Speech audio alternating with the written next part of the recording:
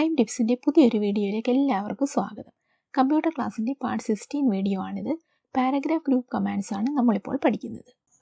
ഇനി അടുത്തതായി ഈ 4 കമാൻഡ്സ് അലൈൻമെൻറ്റിനെ സൂചിപ്പിക്കുന്നതാണ്. അതായത് നമുക്കിപ്പോൾ ഈ ഡോക്യുമെൻറ്റിൽ നോക്കിയാൽ കാണാം, ലെഫ്റ്റ് അലൈൻഡ് ആണ് ഈ ഡോക്യുമെൻറ്റ്. അതായത് ലെഫ്റ്റ് സൈഡെല്ലാം ഒരേ ലെവലിലാണ് കിടക്കുന്നത്.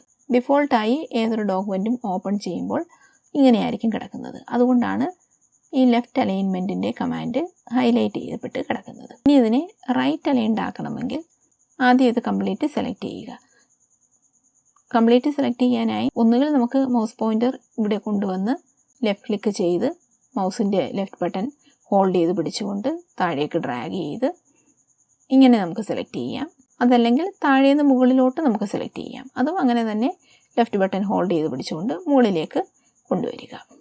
അതുമല്ലെങ്കിൽ കീബോർഡിലെ കൺട്രോൾ എന്നെഴുതിയിരിക്കുന്ന CTRL എന്നെഴുതിയിരിക്കുന്ന കീ ഹോൾഡ് ചെയ്ത് പിടിച്ചുകൊണ്ട് മറ്റൊരു ഫിംഗർ ഉപയോഗിച്ച് A എന്ന കീ പ്രസ് ചെയ്യുക. അങ്ങനെ നമുക്ക് കംപ്ലീറ്റ് സെലക്ട് ചെയ്യാവുന്നതാണ്. ഇങ്ങനെ സെലക്ട് ചെയ്ത ശേഷം ഇതിനെ റൈറ്റ് അലൈൻ ചെയ്യാനായിട്ട് റൈറ്റ് അലൈൻമെൻറ്റിൻ്റെ കമാൻഡ് ഇതാണ്. അവിടെ ഒന്ന് ലെഫ്റ്റ് ക്ലിക്ക് കൊടുക്കുക. ഇപ്പോൾ ഇത് റൈറ്റ് അലൈൻഡ് ആയിരിക്കുന്നത് കാണാം. ഇനി ഒന്നും കൂടി ഇത് സെലക്ട് ചെയ്യാം.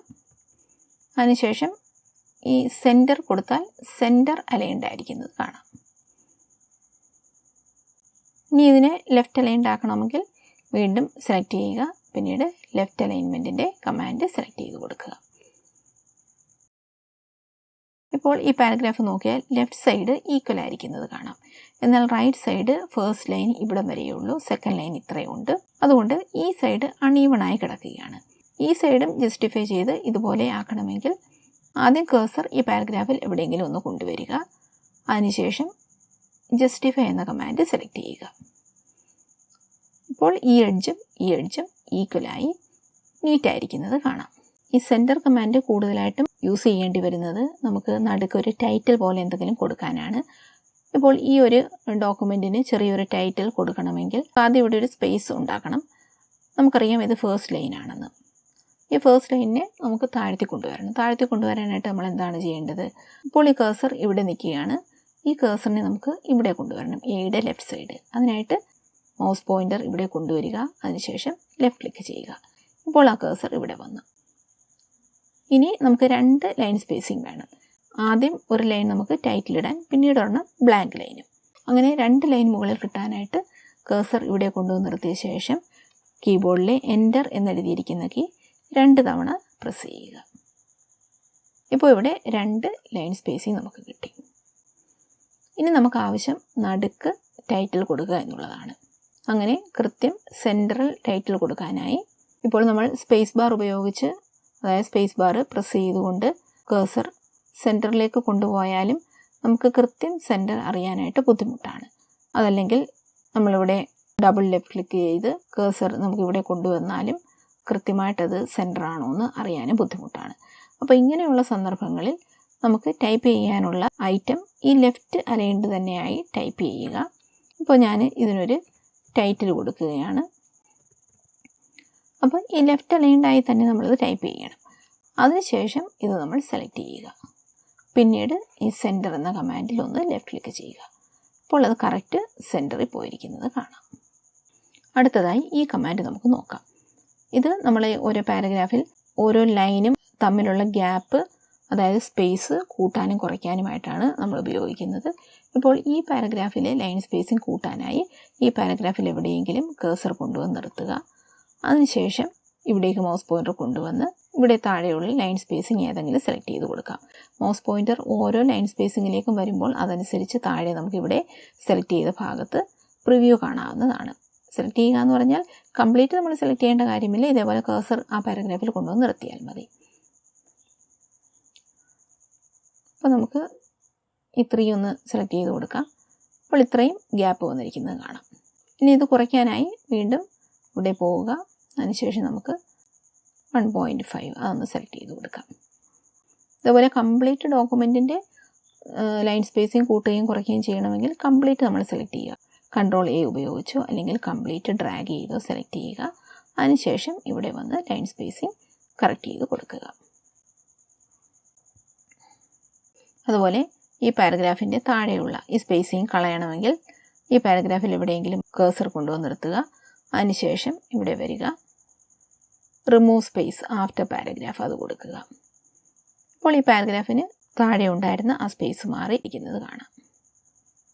ഇനി ഇവിടെ സ്പേസ് ആഡ് ചെയ്ത് കൊടുക്കണമെങ്കിൽ വീണ്ടും ഇവിടെ വരിക, അതിനുശേഷം ആഡ് സ്പേസ് ആഫ്റ്റർ പാരഗ്രാഫ് അത് സെലക്ട് ചെയ്ത് കൊടുക്കുക. അതുപോലെ പാരഗ്രാഫിന് മുകളിലും ഇതേപോലെ ചെയ്യാവുന്നതാണ്. അപ്പോൾ ഈ പാരഗ്രാഫിന് മുകളിലാണെന്നുണ്ടെങ്കിൽ അവിടെയും സ്പേസ് നമുക്ക് ആഡ് ചെയ്യാം. അപ്പോൾ ഇവിടെ അല്പം കൂടി സ്പേസ് കൂടി. അത് കുറയ്ക്കണമെങ്കിൽ റിമൂവ് സ്പേസ് അത് കൊടുത്താൽ മതി. ഇനി അടുത്ത കമാൻഡ് ഷെയ്ഡിങ്ങിനെ കുറിച്ചുള്ളതാണ്. അതായത് ഇപ്പോൾ നമുക്ക് ഈ പാരഗ്രാഫിന് ഒരു പ്രത്യേക കളറിൽ ഷെയ്ഡിങ് കൊടുക്കണമെങ്കിൽ കംപ്ലീറ്റ് ആയിട്ട് സെലക്ട് ചെയ്യാം. അതല്ലെങ്കിൽ ഈ പാരഗ്രാഫിൽ എവിടെയെങ്കിലും മൗസ് പോയിന്റർ കൊണ്ടുവന്ന് ലെഫ്റ്റ് ക്ലിക്ക് ചെയ്ത് ഈ കഴ്സർ അങ്ങോട്ട് വരുത്തിയാൽ മതി. അതിനുശേഷം ഇവിടെ ഇപ്പോൾ ഡിഫോൾട്ടായി കളേഴ്സ് ഒന്നും കൊടുത്തിട്ടില്ല, അതുകൊണ്ട് ഇവിടെ നിന്ന് നമുക്ക് സെലക്ട് ചെയ്തെടുക്കാം. അപ്പോൾ ഈ കളർ വേണമെങ്കിൽ അവിടെ മൗസ് പോയിന്റർ കൊണ്ടുവരിക, അതിനുശേഷം ലെഫ്റ്റ് ക്ലിക്ക് ചെയ്യുക. ഈ ഷെയ്ഡിങ്ങും ഹൈലൈറ്റിങ്ങും തമ്മിൽ വ്യത്യാസമുണ്ട്. ഹൈലൈറ്റ് ചെയ്യുകയാണെങ്കിൽ ഇപ്പോൾ ഈ പാരഗ്രാഫ് ഞാൻ ഒന്നുകൂടി ഒന്ന് ഹൈലൈറ്റ് ചെയ്യാം.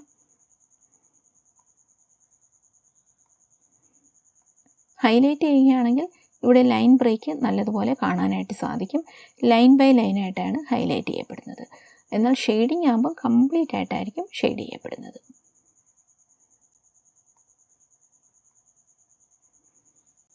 അടുത്തത് ഈ കമാൻഡ് നമുക്കൊന്ന് പരിശോധിക്കാം.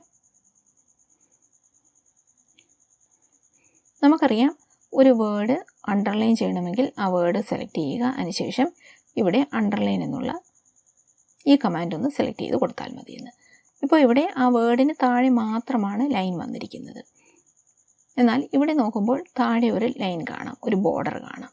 ഈ ഒരു വേർഡ് സെലക്ട് ചെയ്തിട്ട് ഇതൊന്ന് ലെഫ്റ്റ് ക്ലിക്ക് ചെയ്ത് കൊടുത്താൽ ഇവിടെ ഈ ടൈപ്പ് ചെയ്തിരിക്കുന്ന ഭാഗത്തിന് മാത്രമായിരിക്കില്ല, കംപ്ലീറ്റ് ആയിട്ടായിരിക്കും ബോർഡർ വരുന്നത്. ഇത് ബോട്ടം ബോർഡറാണ്. ഇനി ടോപ്പ് ബോർഡറും ലെഫ്റ്റ് ബോർഡർ, റൈറ്റ് ബോർഡർ ഒക്കെ നമുക്ക് കൊടുക്കാവുന്നതാണ്.